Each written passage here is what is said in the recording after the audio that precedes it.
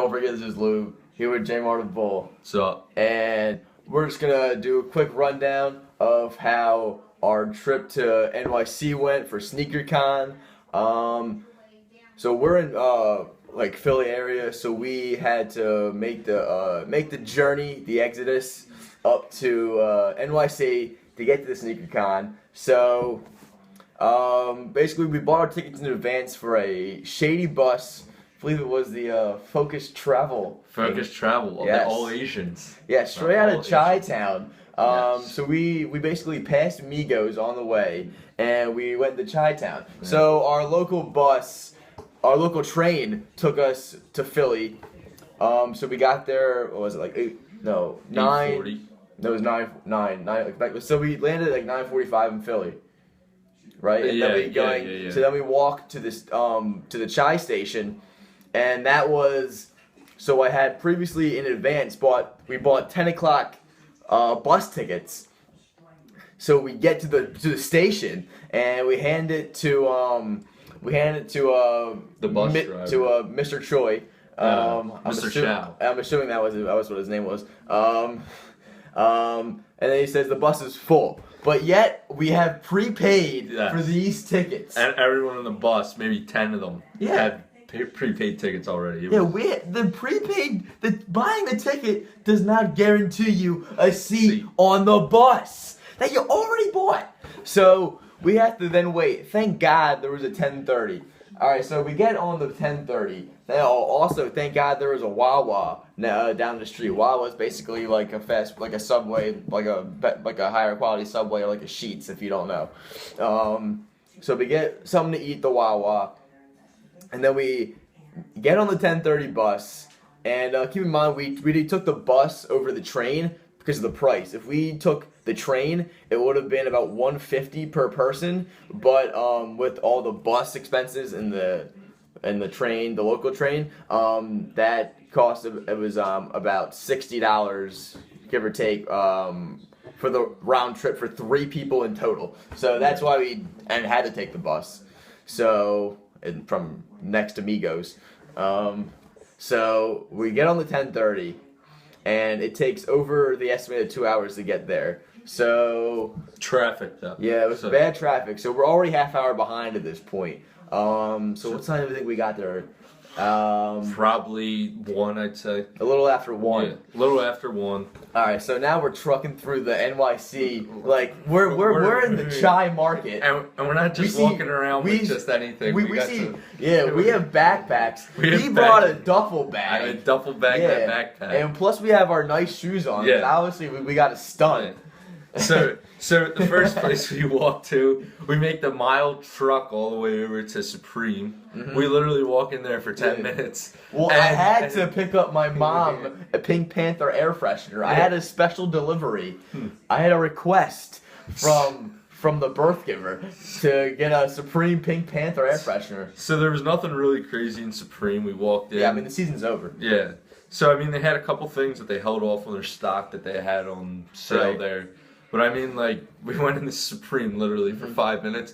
Then we were off to 21 Mercer and Nike Lab. Right. Let's just we also had someone else with us, Louis D'Onofrio, but he's never been. Me and him have been to these places before, but like it was like cool for D'Onofrio to be there because he's never been there. So I mean, he was pleased. He was looking for a Supreme backpack, but all they had left was the duffel bags. Yeah. All right. So then we go to Nike Lab because we haven't been there since they turned 21 Mercer into Nike Lab. And that was pretty cool. It was a lot nicer. Yeah, they definitely did a lot of renovation in there. Couple different things. Couple things I didn't expect to see. Yeah. They had those the Da Vinci Nike. The coolest thing they had was the USA Slide. Oh yeah, the USA Slide. The clog posit. Yeah, and then they still had the 3 Lab 5. Yeah, it was midday, and they had the 3 Lab 5 in the Bo Jackson. Oh no, Barry Sanders. The Barry Sanders. Yeah, yeah, that they did have that, and then they had something else. Didn't the white and the black Tissy. Yeah, they did have that. They still had those. And they had the all black Tissy too, right? Yeah, they had both of them. Oh yeah, and then they had a couple of like girls' Roshi runs that. Yeah, they just had some nice sportswear. It was definitely a dope store. And then since we're already behind on time, we skip Kith for the time being, and then we go right to the Sneakercon event, which is up. It's about 5 miles uptown on one of the piers. So we get there via taxi, and so the line is literally out the ass. Yeah, and we're 500 people deep, and we have tickets for this. We have tickets for this, but so does everyone else. Yeah, and even if you didn't, they were letting people in without. It didn't even matter. You just went in. Just showed up. Yeah. That's all that mattered. So the weirdest part though, sitting in the line. Yeah. So we wrap the line wraps all the way up through like a park, which is like a block up. So we go walk all the way back up in the line, and then we glance over to the left, and there's just nude people sitting there. They're completely topless. I don't know how legal that is, and it wasn't like they were the only ones in the park. Just a group of congregating nudists. Just if you want to see pics, just send me a kick, and I'll send you those pics. Yeah, we got. But yeah, this line. So we waited another. It was at least an hour. Yeah, an hour. When we had this one guy sitting there, kid size under the umbrella, selling his GRs and stuff like that under an umbrella, all kid sizes. I don't know if he made one sale while we were out there. Don't think so. He was screaming it to the same people because the line hasn't moved. Yeah, for a good hour we stayed in one spot for the line. I don't know what's going on. It was taking a while to make that turn up into the street where the pier was on. But like I was starting to lose hope because of how long it was taking, first of all, and then the quality of the sellers outside was awful. So I was expecting very little once we got inside. So we finally get inside, and there's so we can only spend about 2 hours actually inside SneakerCon because of how much time we have left. So we make so we just walk around. I ended up selling my Tiffany's for a fair price, and then I didn't buy anything. Louis D'Onofrio, he bought LeBron 10 mints that he was looking for, and then Jamar made some transactions. So why don't you go into that? So I brought up Black Toe 1s, and I was looking to sell them to get me the Yeezy Roshi runs, which I missed out on twice. So I was looking around. They didn't have the Yeezy Roshi runs in my size. They had them in a couple different sizes, so I was pretty bummed out about that. But a couple people stopped, asked, what size are they? 11.5. How much you want from 220, which I thought was a pretty damn good price compared to everyone else up there. Everyone else up there had them for 300, and I can understand they need to make their money for the shops and everything like that. So I'm walking around, stuff like that, and then I see another show I was looking for, the Soul Collector gloves, the Sonic Waves. So I'm like, you know what, I'm going to pull the trigger. The guy had them for $230. He was putting away the stuff because it was towards the end. I'm like, yo, listen, is that your final price? He said, no, I'll go down to $215. I'm like, all right, you have yourself a deal. So he's doing that. And they have all their shoes in a box, and then they had the boxes in another box, so they don't have to carry as many boxes. So the guy goes into the box, which has my actual shoe box in there, and he calls his son, and he's like, yo, listen, the box is destroyed. What should I do? And I guess the kid told him to still sell them. So the guy brings the box over, and I'm just like looking at him. I'm like, yo, I ain't buying this with that box. And he's like, what do you mean you're not buying them? I'm like, look at the box. Would you honestly want this box? And he said fine, 200. And right there I knew I just kind of have to give up the box and take these $30 off of a SneakerCon price. I thought that was a pretty good deal. And then when luck couldn't get even better, on the way out, this is a steal. Just walking by, we're on our way out. We got to get something to eat and then catch the bus ride home again. Still holding up the ones to hopefully make that last 220 before we leave. And this guy's standing there, his table's towards the leaving doors, and he just goes, yo, what size are those? So I tell him, don't have much hope as usual. I'm like, 11.5. He's like, how much do you want for them? 220. And he's like, all right, I have these 3 shoes that I would trade. So in his hands, he had, I think, It was 2 irrelevant shoes. 2 irrelevant shoes, and then he had the KD Pearls, and I'm like, 6 amp pearls. Yeah, the 6 amp pearls. So he was like, yeah, I'll trade you. How about these? And I was looking at the shoes, and I'm like, you know what? I'll do the amp pearls. They're a nice shoe, and I mean, not to sound like a reseller or anything, but they definitely go for more than the black toes. So it was like, heck, I'll pull the trigger. So as I'm literally about to say, yeah, I'll take those, he goes, oh, and I have another pair. He legit walks over to his table and picks up a pair of Kobe 7 Preludes, and I'm like, no, you can't be kidding. You're joking me with this.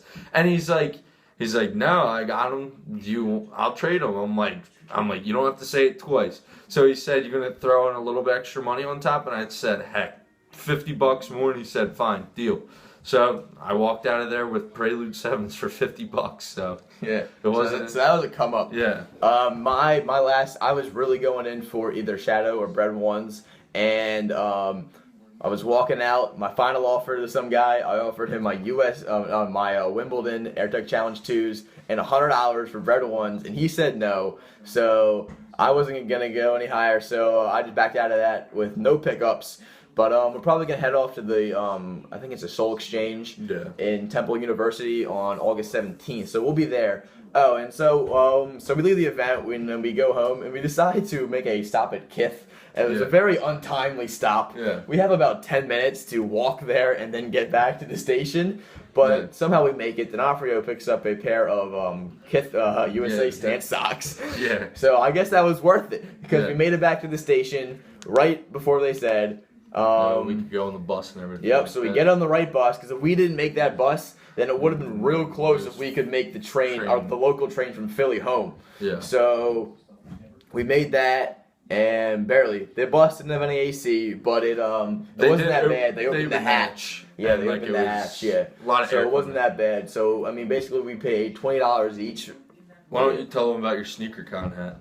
Oh, yeah. Go check out my pickup video. But I managed to get, there was a 1 of 100 Sneakercon hat. I got it signed by Jeff Staple. Not Vince Staples the rapper, as I mentioned in my last video. But yeah, I picked up, so I guess I did pick up something. So it was definitely worth it. Picked up some cool stuff. That hat was definitely dope. And I'm glad I had that.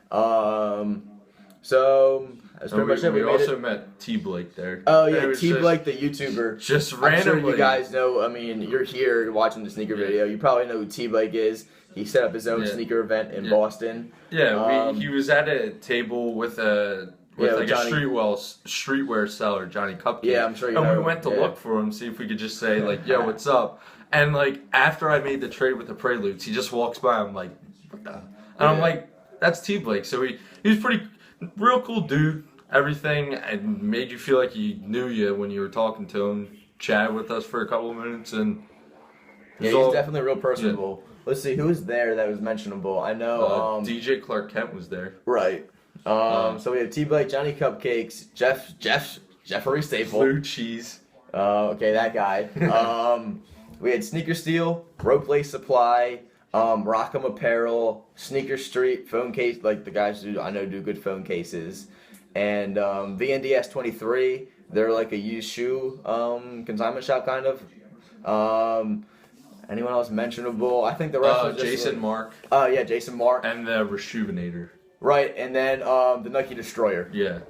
Even though no one knows what he looks like. Yeah, so. I mean, go to his Instagram, and I'm actually featured in that. I'm wearing the Destroyer shirt, and I'm holding the Wimbledon in my hand. That I didn't sell. I still have those. I showed that in my video. Go check that out that other video on my channel. And that was about it. So we got home, back at our houses. I got home before 12.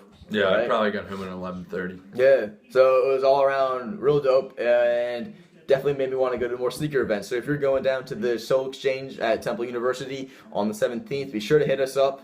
I'll be wearing some exclusive shit. So I'm signing off. Don't forget, this is Lube, and this is J Mar. And where can they find you? You can find me on Twitter at J, all capitals, J_Mar_. And you can find me on Instagram, JMar. It's all lowercase with 4 R's. And then you can find me on my YouTube, which is JJMCool45. Okay, and you can find me in your mom's recent messages. So I'll catch y'all later. Peace.